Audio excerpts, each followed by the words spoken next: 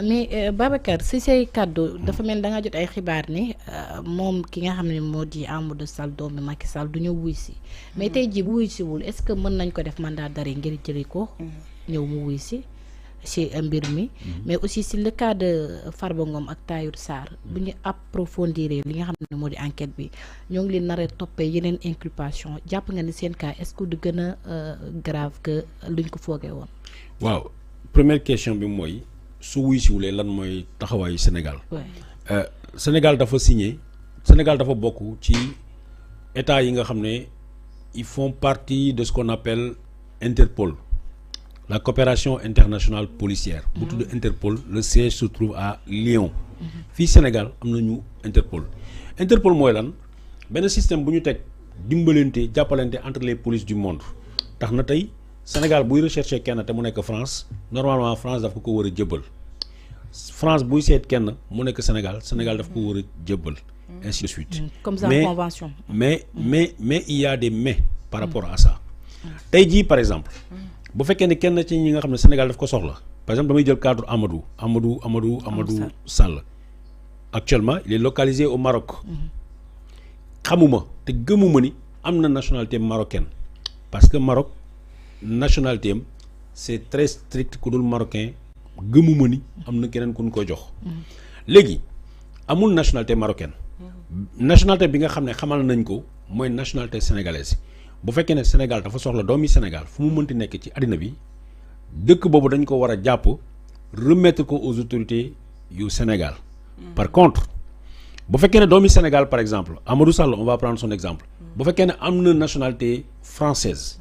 bu fekkee ne mandat d'arrêt bi ñu ko lancé daf ko fekk ci territoire France. àdduna du yàgg mukk même bu dee am na nationalité bu Sénégal ba France jël ko jëbbal ko Sénégal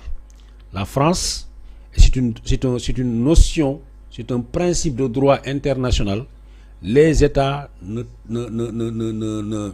n'extradent pas leurs nationaux. ab dëkk du jël doomu réewam di ko jëbbal beneen réew même bu fekkee nit ki am na nationalité boobu. c'est arrivé dans l'histoire des cas graves président Fujimori bu Pérou dafa nekkoon président bu Pérou mu diigal fa def fa conneries yu bare mu daw. def ay crimes yu bare daw dem dëkku maamam dëkku baayam mooy Japon mais Japon bi ñu xam ne lii mën na indi problème seen diggante ak Pérou dañu jël Fujimori jëbbal ko Pérou dans le cadre Amadou Sall bu fekkee ne amul nationalité marocaine y a rien qui s'oppose à ce que le Maroc delloo ko mais Maroc mun na ne déedéet du ko jëbbal pour plusieurs raisons mooy est-ce que ces droits vont être respectés? Est-ce qu'il ne risque pas sa vie? Est-ce que ces droits, ainsi de suite, droit à la défense, droit à la présomption d'innocence, ils seront respectés? Bu fekkee ne am nañu garantie boobu mën nañu ne dañ koy joxe wala ñu ne non duñ ko joxe parce que boobu baa ñun xaritu baayam la ñu woon baayam defal nañu woon Sénégal lu kenn defut la preuve Macky Sall bi waxtu daaw jotee utiwul fenn Maroc la tabaxee li nga dem Maroc la signantel ay contrat yu bëri jox leen fii lu bëri. Maroc am na kóllëre boobu digganteem ak Macky Sall mais dans ce cas il va falloir avoir un ministre des affaires étrangères bu fort parce que le ministre des affaires étrangères ak c'est le président de la République qui détermine la politique diplomatique d'un pays mais c'est incarné par le ministre des affaires étrangères boobu nag bu boobaa dañu war a dem ba indi li ñuy wax des mesures de contorsion mooy su ngeen ma bañee jox Amadou Sall lépp loo xam ne intérêt Maroc la wala boog Maroc suba bu soxlaatee kenn fii ci Sénégal duñu leen ko jox wala dem ba dagg li nga xam ne mooy coopération suñu diggante ak yéen Maroc bu ngeen ñu joxlee Amadou Sall bu fekkee ne Amadou Sall est resté sur le territoire parce que dès qu'il y a l'émission bu ñu sàndee benn mandat d'arrêt international bu fekkee ne nit ki génn na foofu jël avion fépp fu mu taxaw fu ñu ko contrôler dañ ko war a jàpp placer ko garde à vue préparer l'extradition pour delloo ko dëkk bi nga xam ne moo ko jox mais bu nekkee français bu nekkee canadien bu nekkee marocain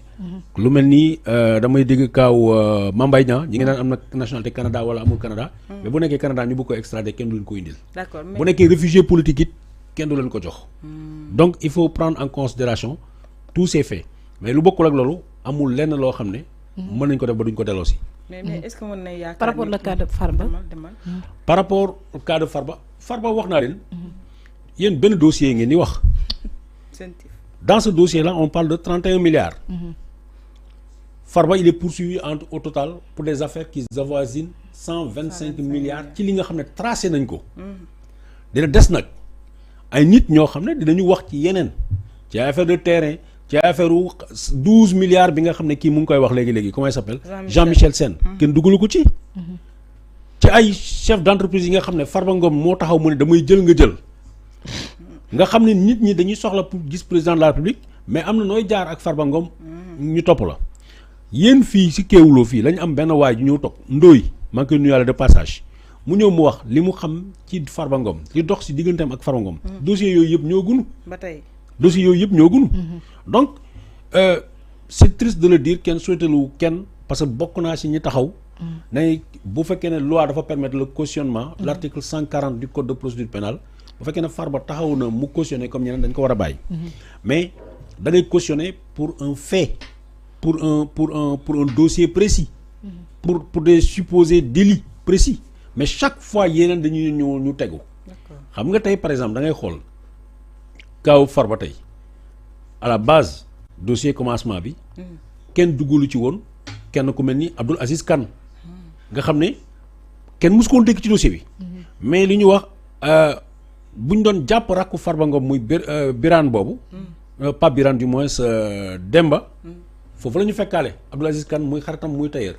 boo xam ne nee na moom sax ay bor luyaas fi ma nekk mënu ma ko fay sax mu nekk ci ay kii yu garaaw ba pare ñu naan ko ay milliards lañ leen di toppee pour association de malfaiteurs dans le but de blanchir de ay milliards te alors que moom xamul ci sax xamul loolu léegi loolu mooy tax on est très loin ma fàttali leen na encore bi ñuy jàpp Farba rakkam ji Demba loolu moo tax bi ñu jàppee Farba moo tax mu ñëw Sénégal d'accord alors mën nañu supposer sax ci xel bu gàtt ne ah kon peut-être que s'il était complice da doon daw mais non Demba est venu mu ñëw Sénégal nekk ci li mu nekk ba ñuy fekk 100 millions ci compte bancaire bi nga xam ne mu ngi ci këram ma fàttali ni dañ ko fekkoon nañ ko filé mooy topp la xool fi ngay dugg fu ngay dem ñu fekk ko fële ca Médina jàpp ko fa yóbbu ko këram moom moo leen indiqué ni ci biir coffre bi am naa fa xaalis 100 millions ñu fekk fa 100 millions fekkaale fa benn reçu benn facture boo xam ne Farba Ngom moo ko moom bu 1 million et quelque 100 millions mais moom biñ ko la non la facture est de 1 million et quelque 1 million 600 1 million 800 quelque chose comme ça mooy 100 millions mooy 100 millions d'accord bi ñu ko laajee 100 millions yi fu mu ko amee nee na moom moo ko moom dafa doon def ay transactions ak affaire yooyu ay commerçant bi ñu ko laajee kan commerçant moo la ko jox il a été incapable